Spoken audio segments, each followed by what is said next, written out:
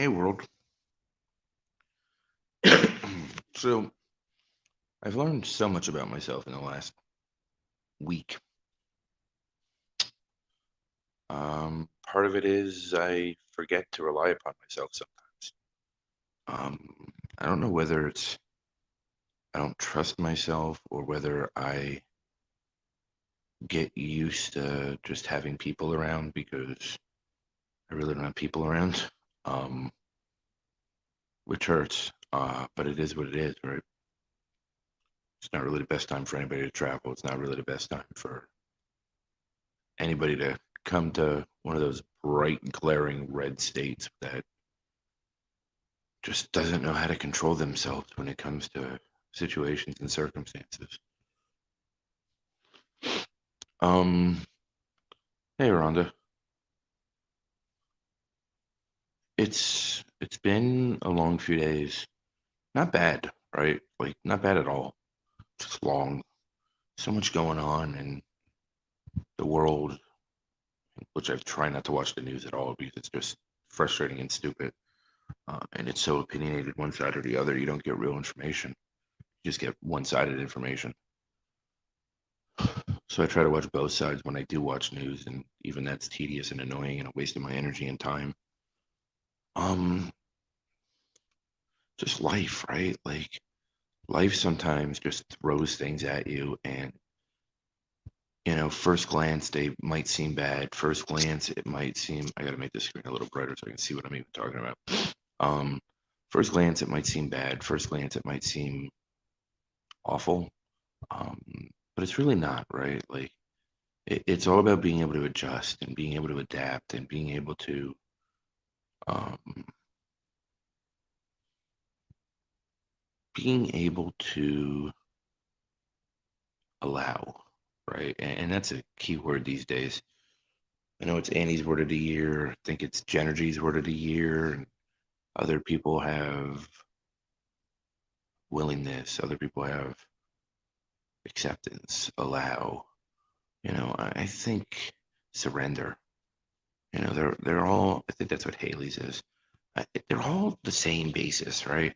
It's all about not giving up, not just quitting, but about handing it over and having faith that you've done the work, having faith that the energy's already in place, having faith that whatever you believe in is going to work out and it's going to help push it for you.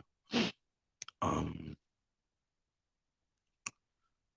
with everything going on in my life, right, and everyone's life, I mean, it's really chaotic. And right now, these energy waves and these energy fluctuations and universal energy that's shifting and changing, the world is changing drastically. People are losing themselves so much, and it's tough sometimes.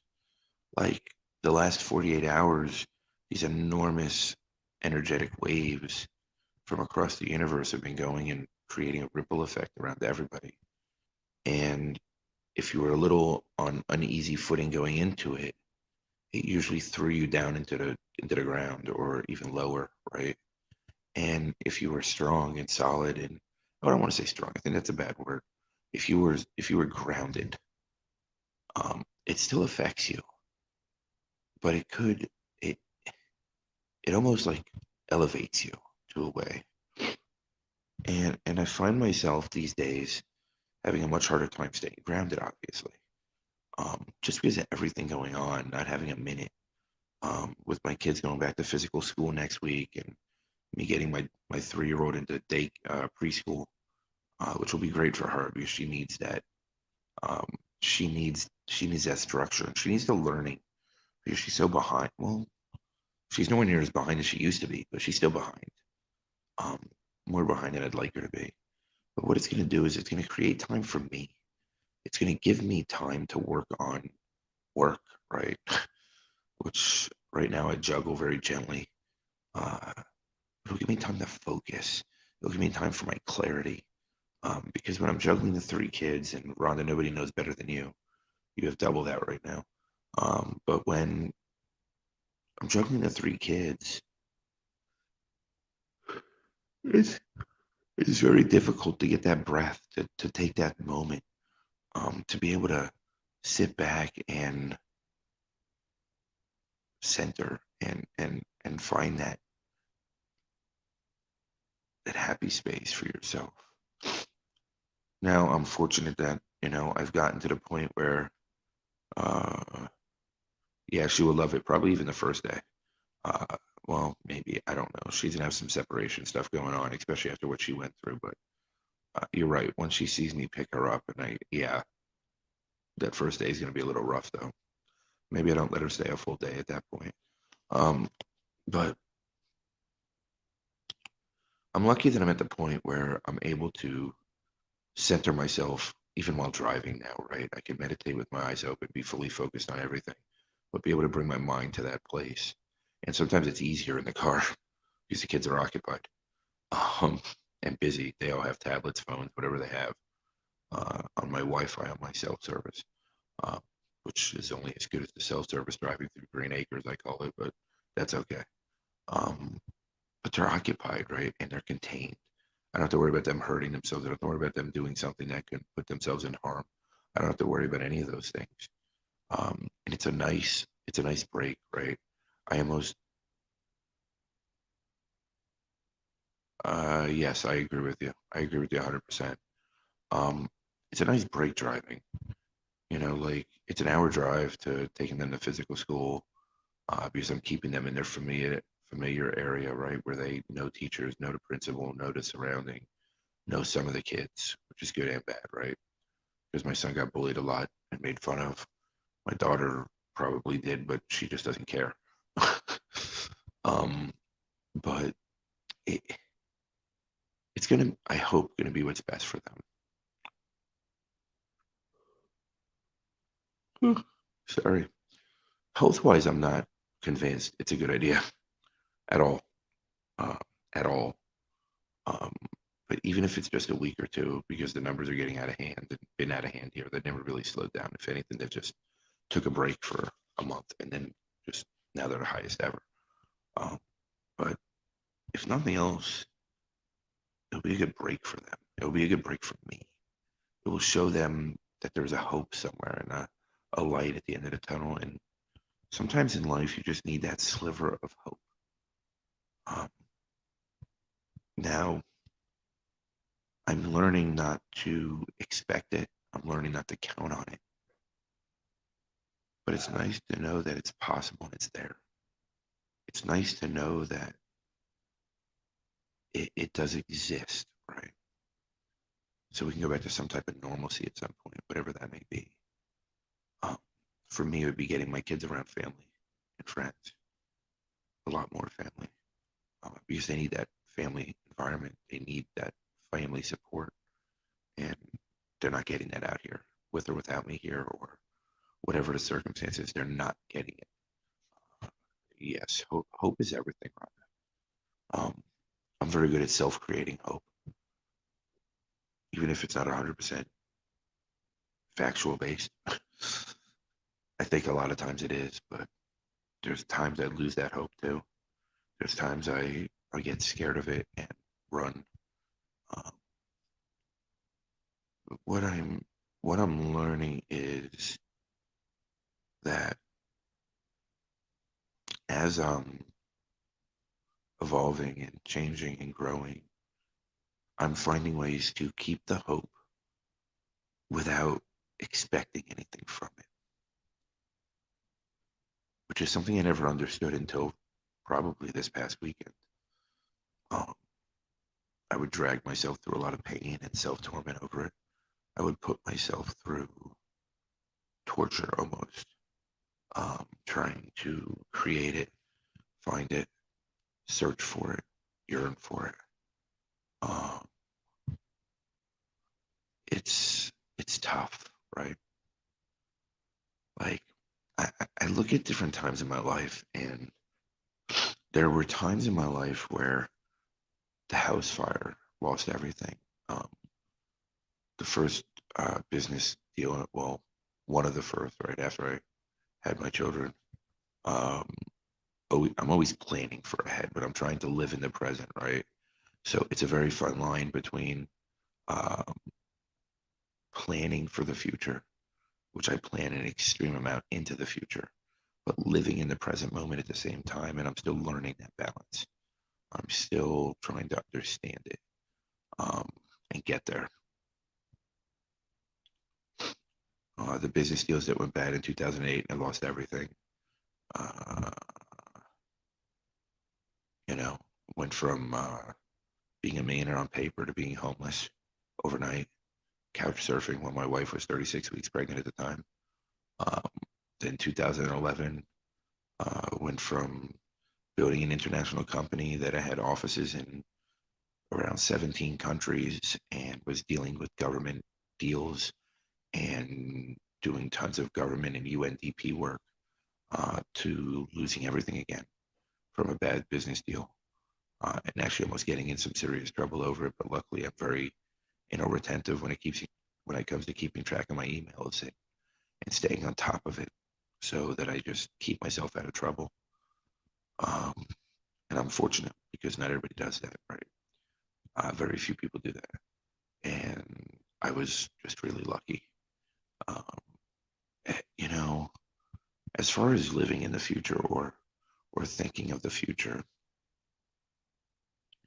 the only thing I can tell you about that is I spent so much time living in the future and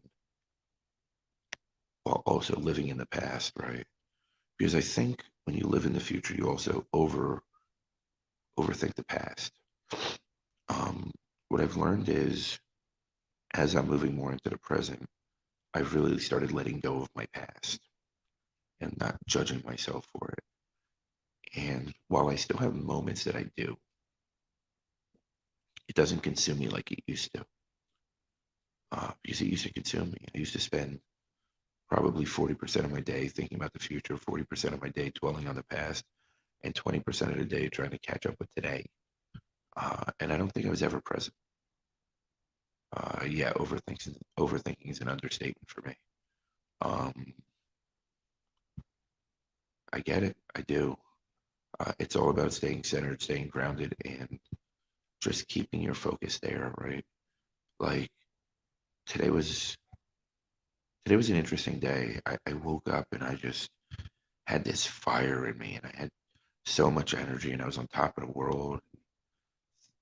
People were doing better today, people that I'm close to, and that made life easier. And my kids started out the day really good. Um, Sid jumped on me when I was on the couch, and I was hugging her, kissing her, tickling her. Um, Thomas came out. He didn't know what to do with me because my energy was just like flying all over the place. Right? You would have thought I had 16 cups of coffee. All I had was my normal double shot can first thing in the morning. I was just amazing today. Like just a great way to start my day. So clear. Um, and then I started getting anxious about time, right? Because I mean, keep in mind, right? I live in the almost the middle of nowhere, and I wanted to take my kids to go get donuts today.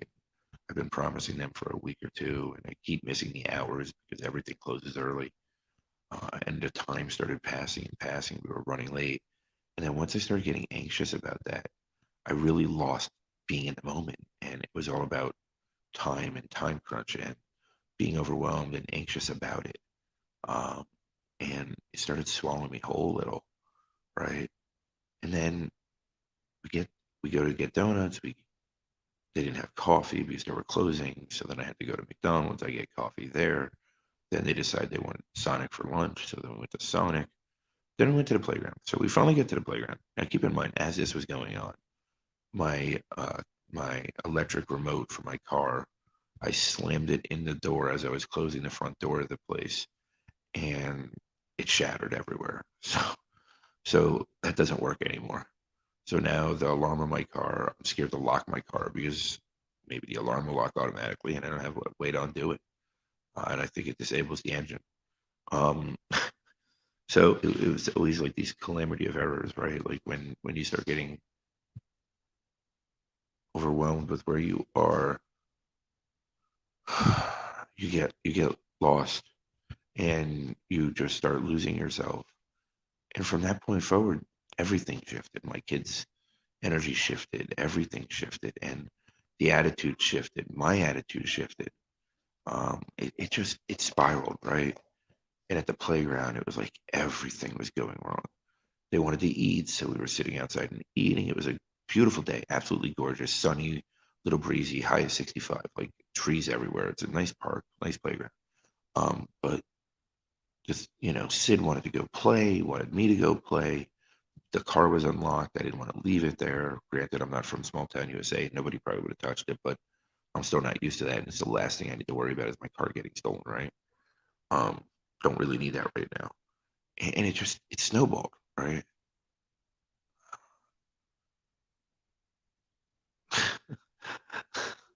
It was just, it's so hard to keep track of all this little town stuff. It just is. Uh, um, yeah, I mean, I'm not, I can't take the chance, right? So I'm not going to leave the car. And then I had the diaper bag. I had food on the table. My keys were on the table. My phone was on the table. Everything was on the table. And, the kids are trying to push me to go to the playground. And then the older two were fine. One was eating, one was not eating. Then Sid was eating. Then Sid didn't want to eat. Sid wanted to go play. The other two wanted to eat. I mean, it was just, and I'm in view of where they go play. So it's not, I'm right next to where the car is. I'm right next to, I can see everything at the playground. And it was just torture, right? And then my son wanted to ride his scooter and go a different place and go a different direction. I didn't want to leave the car. It just turned into this. It took an amazing moment and turned it into this chaos. And I allowed it to consume me, right? And my attitude changed. Everything changed. I didn't feel as happy about things. And like it really sucked the wind out of my sails in a lot of ways. Um, it was just a lot, right? And what I learned from that was if I allow a moment to get lost because of something that's out of my control, then that's on me. And if it affects those around me, my kids, whoever else might be around me, or even interacting with me, I really have to be more aware of how I do that and how I handle that. Uh, if anything, I'm definitely, if nothing else, I'm definitely self-aware. My overthinking comes in handy with being self-aware. I don't beat myself up anymore, but I overthink so that I can analyze how not to do things again. Um, but overall, I cooked dinner, everybody ate. I mean, it really wasn't a bad night. I mean, I tried to put the kids to bed, and grandma called, and that just backfired. And then I was cleaning the kitchen, and they were being loud. I mean, like, it was just one thing after another. But either way, at the end of the day, you've got to look back and just celebrate the moments. You've got to look back and just be okay. And, it's not how you start your day, it's not how you end your day. It's how you grab onto the moments in between and you carry them forward because nothing and no one is perfect. It's just a matter of focusing on the good instead of the bad and learning from the bad. So, everybody have an amazing night. Rhonda, as always, thank you so much. And I will see you guys tomorrow night. All right.